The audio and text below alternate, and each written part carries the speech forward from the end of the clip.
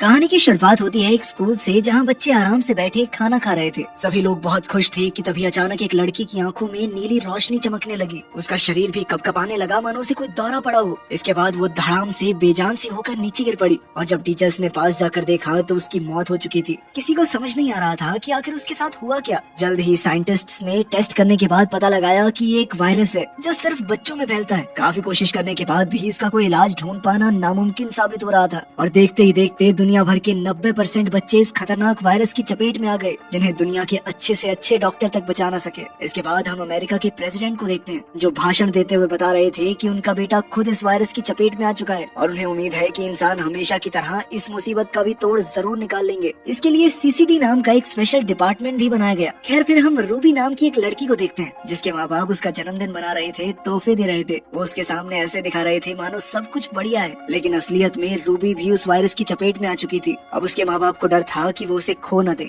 उसी रात रूबी को अकेले अपने कमरे में नींद नहीं आ रही थी तो वो उठकर अपनी माँ की बगल में जाकर लेट गई और उनका हाथ थाम लिया। लेकिन तभी अचानक उसकी आंखों में ऑरेंज कलर की रोशनी चमकी जिससे रूबी काफी ज्यादा घबरा कर अपने कमरे में भाग गई। अगली सुबह जब रूबी उठी तो उसे तो हमेशा की तरह सब नॉर्मल लग रहा था, लेकिन जैसे ही उसकी माँ ने उसे देखा तो वो पूछने लगी, ये लड़की कौन है तू और घर में कैसे घुस गई? उसकी माँ को वो बिल्कुल भी याद नहीं थी। इस पर रूबी ने कहा कि मैं आपकी बेटी हूँ, मुझे कैसे भूल सकती हैं आप? ये देखिए, ये गिफ्ट कल रात को दिया था आपने मुझे। लेकिन रूबी की माँ को लगा कि शायद ये कोई बीमार बच्ची है जो पुलिस से बचकर भाग रही है, जिसके बाद उसने रूबी को सीडीसी की टीम के हवाले कर दिया। रूबी बेचारी रोती बिलखती रही, लेकिन सीडीसी की टीम वाले उसे जबरदस्ती एक बस में बिठा कर ले गए। बस में उसी की तरह काफी सारे बच्चे बैठे हुए थे और एक गार्ड हाथ में बंदूक लिए खड़ा था मानो ये बच्चे नहीं कोई टेररिस्ट हो। जल्द ही बस सीडीसी के हेडक्वार्टर्स में पहुंच गई। यहाँ काफी जबरदस्त सिक्योरिटी थी, जिसके बाद बच्चों को एक एक करके लाइन में अंदर भेजा गया। लेकिन एक लड़का जब ज्यादा सवाल जवाब करने लगा तो वहाँ मौजूद गार्ड्स ने उसे बुरी तरह पीटा। ये सब देखकर रूबी बहुत ज्यादा घबरा गई। जल्द ही सभी बच्चों को उनके चेकअप के लिए डॉक्टर के पास भेज दिया गया। जब रूबी की बारी आई तो डॉक्टर ने उसे बताया कि ये बीमारी उसके शरीर में खास तरह की म्यूटेशन कर रही है। कुछ ऐसा ही बाकी बच्चों के साथ भी हो रहा है। ये म्यूटेशन इतनी ज्यादा थी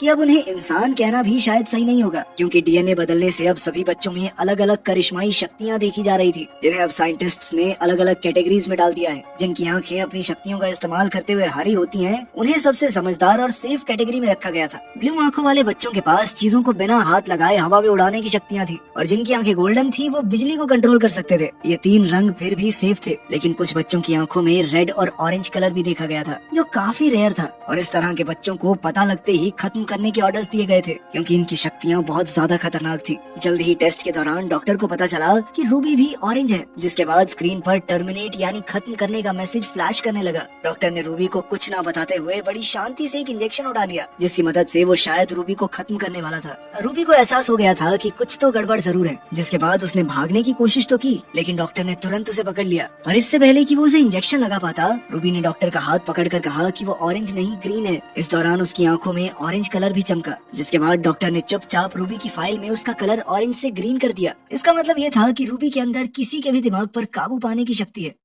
इसके बाद सभी बच्चों को ग्रीन, ब्लू और गोल्डन कपड़े पहना दिए गए। रूबी ने देखा कि वहाँ कोई भी रेड और ऑरेंज कपड़ों वाला बच्चा नहीं था, क्योंकि शायद उन्हें पहले ही मार दिया गया होगा। इस तरह लगभग 6 साल बीत गए। अब जो काम तेज दिमाग वाले ग्रीन बच्चे बड़ी आसानी से कर लेते थे, वो रूबी को समझ नहीं आते थे। और इसी तरह एक दिन कैप्टन मैथमेटिक्स की नजर उस पर पड़ी। वो रूबी से कहने लगा, जितना तेरा दिमाग है तू मुझे ग्रीन तो नहीं लगती। ये सुनकर रूबी काफी घबरा गई और जब वो अपने ग्रुप के साथ वापस कमरे में जा रही थी तो अचानक स्पीकर से हाई फ्रीक्वेंसी साउंड की बौछार हो गई, जो सिर्फ ये खास बच्चे ही सुन सकते थे। बाकी किसी पर इसका कोई असर नहीं था। जल्द ही रूबी बेहोश हो गई और उसकी आंख खुली मेडिकल रूम में, जहाँ एक फीमेल डॉक्टर उसके सामने बैठी थी। जल्द ही एक गार्ड ने वहाँ आकर डॉक्टर से कहा कि इलाज का समय बहुत हुआ, जल्दी चलो यहाँ से। डॉक्टर ने जल्दी से एक कागज पर कुछ लिखा और वहाँ से चली गई। उस नोट में लिखा था कि इन लोगों को तुम्हारी सच्चाई पता चल चुकी है, जिंदा रहना चाहती हो तो बॉयलर रूम में आकर मिलो। और रूबी ने बिल्कुल ऐसा ही किया। वो चुपचाप दूसरे कमरे में पहुँच गई, जिसके बाद वो डॉक्टर उसे सबकी नजरों से बचाते हुए अपनी गाड़ी तक ले आई। पर जैसे ही वो दोनों बेस से बाहर निकलने लगे तभी अचानक एक गार्ड ने उन्हें रोक लिया। पर अपनी शक्तियों की मदद से रूबी ने उस गार्ड के दिमाग को काबू में करके उससे दरवाजा खुलवा लिया, जिसके बाद आखिरकार रूबी बेस से बाहर आ चुकी थी। वो कई सालों बाद बाहर की दुनिया को देखकर काफी खुश थी, जिस पर डॉक्टर ने उसे बताया कि ये बाहर की दुनिया में जवान लोग बचे ही नहीं थे और इसलिए कई लोग तो ये शहर तक छोड़कर चले गए थे। तभी रूबी ने अपने माता पिता से मिलने की इच्छा जाहिर की, जिस पर डॉक्टर ने कहा कि ये बहुत खतरनाक होगा। साथ ही उस डॉक्टर ने उसे एक GPS लॉकेट दिया, जिसका इस्तेमाल रूबी को मुसीबत के वक्त करना था, ताकि डॉक्टर और उसके साथियों को उसकी लोकेशन का पता चल सके। साथ ही डॉक्टर ने उसे बताया कि वो उसे एक कैंप में ले जा रही है, जहाँ रूबी जैसे कई और बच्चे भी मौजूद हैं। कुछ देर बाद वो डॉक्टर अपने साथी से मिली, पर जैसे ही रूबी ने उस आदमी से हाथ मिलाया तो वो बहुत ज्यादा डर गई, क्योंकि उस आदमी के हाथ को छूते ही रूबी को एक अजीब सी विजन दिखाई दी थी, जिसमें कई सारे बच्चे भाग रहे थे। इसके बाद जब रूबी अपने कपड़े बदलने के लिए अंदर गई तो वहाँ उसे एक और लड़की दिखाई दी, जो खुद एक गोल्डन थी, पर वो रूबी को देखते ही इतना ज्यादा डर गई कि उसने अचानक से रूबी के ऊपर बिजली का हमला कर दिया और फिर वहाँ से भागकर एक वैन में छुप गई। पर इसके बावजूद भी रूबी ने उसका पीछा करके मदद की गुहार लगाई। उसकी ये बात सुनकर उस गोल्डन लड़की ने वैन का दरवाजा खोल दिया, जिसके बाद उसने रूबी को भी वैन के अंदर ही छुपा लिया। उस वक्त वैन में 2 और लोग मौजूद थे, जिनमें लियम और उसका एक दोस्त शामिल थे, जिनसे रूबी ने झूठ बोलते हुए बताया कि वो एक ग्रीन है और इसके बावजूद भी कुछ लोग उसका पीछा कर रहे थे। उसकी ये कहानी सुनने के बाद वो लोग भी उसकी मदद के लिए तैयार हो गए और इसी दौरान एक टीम लगातार उनका पीछा कर रही थी और वहीं दूसरी तरफ डॉक्टर भी उनके पीछे लगी हुई थी। पर तभी लियम ने एक ब्लू आई होने की वजह से उन दोनों की गाड़ियों को तबाह कर दिया, जिसके चलते वो लोग आराम से बचकर निकल गए। कुछ देर बाद वो लोग एक सुनसान जगह पर रुके, जहाँ लियम के दोस्त को समझ नहीं आ रहा था कि आखिर रूबी एक ग्रीन होने के बावजूद ऐसे छुप छुप कर क्यों भाग रही है, क्योंकि उसके मुताबिक रूबी किसी के लिए कोई खतरा नहीं थी। पर अपनी सच्चाई को जानते हुए रूबी के पास इस सवाल का कोई जवाब नहीं था और इसीलिए उसने इस बात पर गुस्से से जवाब दिया कि अगर तुम लोगों को मेरी मदद नहीं करनी तो जल्दी जल्दी बता दो, मैं चली जाऊंगी यहाँ से। जिस पर लियम ने उसे शांत कराते हुए बताया कि वो सभी लोग एक खास जगह जा रहे हैं, जहाँ एक ऑरेंज आंखों वाला लड़का है जो उन सभी को सुरक्षित रख सकता है और अगर रूबी चाहे तो वो भी उनके साथ आ सकती है। ये सुनते ही रूबी तुरंत ही इसके लिए तैयार हो गई। रास्ते में रूबी ने लियम से पूछा कि आखिर वो बेस से क्यों भागे हैं, जिस पर लियम ने उसे बताया कि असल में उन सभी पर अजीब अजीब से एक्सपेरिमेंट्स किए जाते थे, जिसके जरिए सरकार उन सभी बच्चों की एक आर्मी बनाना चाहती है, जिसका इस्तेमाल दुश्मनों के खिलाफ किया जा सके। और इन्हीं सब चीजों के चलते उन सभी ने बेस से भागने का प्लान किया था। उधर उस डॉक्टर को भी पकड़ लिया गया था, जिसने रूबी को ग्रीन होने का सर्टिफिकेट दिया था और थोड़ी पूछताछ के बाद उसे मार दिया गया। उसी रात सोते हुए अनजाने में रूबी का हाथ लियम के हाथ से टकरा गया, जिसके बाद उसे लियम की सभी यादें दिखाई दे रही थी कि कैसे उसने बेस से भागते हुए कई सारे बच्चों को बचाने की कोशिश की थी, लेकिन वो इसमें नाकामयाब हो गया था। अगली सुबह उस गोल्डन लड़की ने रूबी को एक लाल ड्रेस दी, जिसमें वो बहुत ही खूबसूरत लग रही थी। इसके बाद वो सभी लोग दोबारा वैन में बैठकर अपनी मंजिल की ओर निकल गए, जहाँ रास्ते में प्रेसिडेंट के बेटे की एक रिकॉर्डिंग चल रही थी, जिसमें वो कह रहे थे कि अगर मैं ठीक हो सकता हूँ तो तुम क्यों नहीं। कुछ देर बाद ये लोग सामान खरीदने के लिए एक मॉल में रुके, जो पूरी तरह से खाली था और तभी अचानक कुछ और बच्चों ने इन पर हमला कर दिया, जिसके बाद गोल्डन बच्ची ने अपनी शक्तियों से उन सभी को रोक दिया। असल में वो सभी बच्चे भी बिल्कुल इनके जैसे ही थे और उनके पास भी कुछ जादुई शक्तियाँ थी, इसीलिए सभी बच्चों ने रात भर बैठकर ढेर सारी बातें की। इस दौरान लियम ने उस ऑरेंज लड़के का पता जानने की कोशिश की, ताकि वो सभी जल्द से जल्द खुद को सुरक्षित कर सकें। पर उन बच्चों का कहना था कि कोई भी इंसान इतनी आसानी से वहाँ तक नहीं पहुँच सकता, क्योंकि वो जगह बहुत खुफिया थी। पर तभी रूबी ने उस लड़के के दिमाग को काबू में करके उससे वो पता निकलवा लिया, जो एक खास कोड था। जिसके बाद लियम का दोस्त और रूबी उस कोड का मतलब निकालने में लग गए। कुछ देर तक मेहनत करने के बाद जब उन्हें आखिरकार उस कोड का मतलब मिल गया तो वो सभी लोग बहुत खुश हुए। उस वक्त उसके बाकी सभी दोस्त भी वहाँ मौजूद थे और अब उन्हें समझ आ गया था कि रूबी ग्रीन नहीं बल्कि ऑरेंज थी। लेकिन रूबी को लग रहा था कि शायद उसके दोस्त अब उससे डरने लग जाएंगे, पर लियम के मुताबिक इसमें डरने वाली कोई बात थी नहीं। जिस पर रूबी ने उसे बताया कि असल में वो अपनी शक्तियों पर काबू नहीं कर पाती और अगर उसने अपनी शक्तियों का इस्तेमाल किसी पर अचानक से कर दिया तो उस इंसान की मौत भी हो सकती है।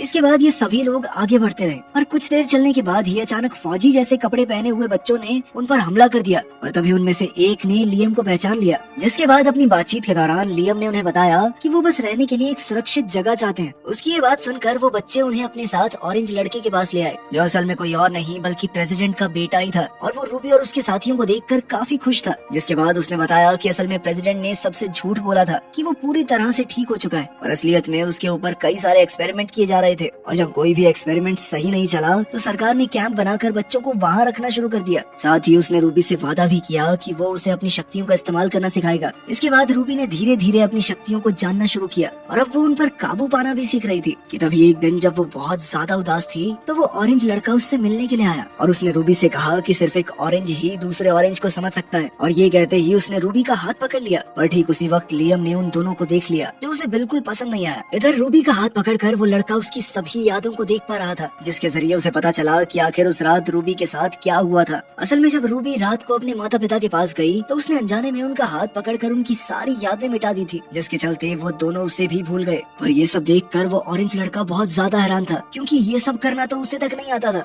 और अब वो रूबी से ये सब सीखना चाहता था। लेकिन रूबी ने बताया कि वो खुद भी नहीं जानती कि वो ये सब कैसे कर पाती है। कुछ देर बाद जब वो कमरे से बाहर निकली तो उसकी मुलाकात लियम से हुई, जो उससे काफी नाराज था और उसका कहना था कि वो जानता है कि उन दोनों के बीच क्या चल रहा है। रूबी ने उसे समझाने की कोशिश की कि वो गलत समझ रहा है और साथ ही उसका कहना था कि वो दोनों चाहकर भी कभी पास नहीं आ सकते, क्योंकि उसे डर था कि वो लियम के साथ भी वही ना कर दे जो उसने अपने माता पिता के साथ किया था।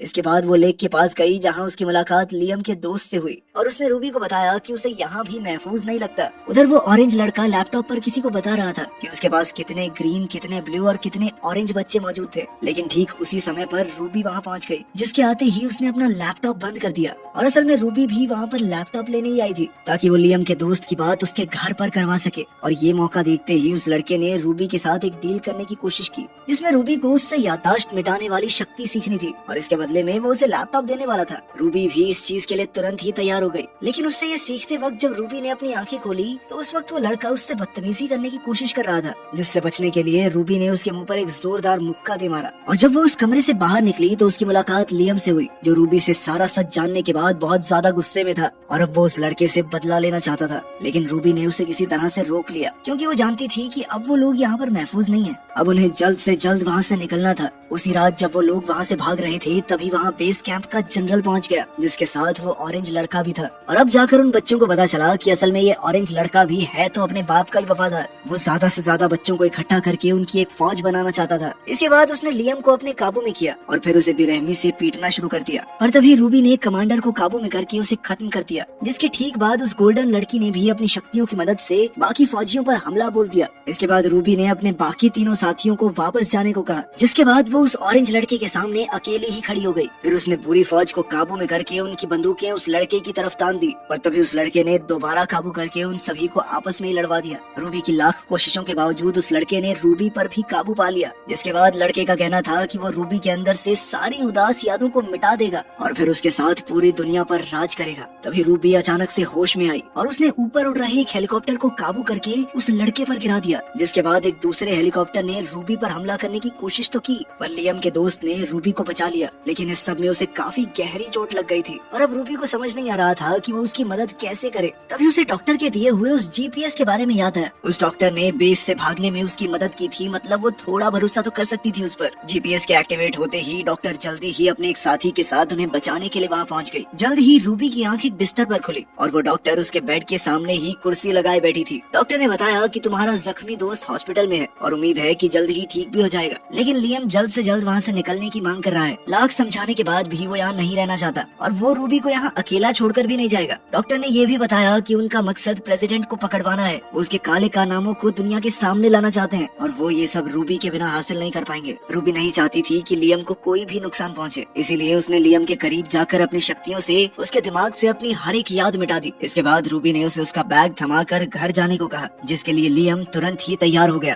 अपने प्यार को उसे भुलाकर जाता देख रूबी की आंखों में आंसू आ गए, लेकिन वो जानती थी कि यही सही है। दूसरी ओर हम प्रेसिडेंट के लड़के को देखते हैं जो अभी तक जिंदा था। इस वक्त वो अपनी आर्मी के सामने खड़ा था जिनको उसने अपने वश में कर रखा था। वहीं रूबी भी उसका सामना करने के लिए पूरी तरह से तैयार थी। यहीं पर मूवी खत्म होती है। सेकंड पार्ट अभी आया नहीं है, जब आएगा बना देंगे। मिलते हैं अगली वीडियो में।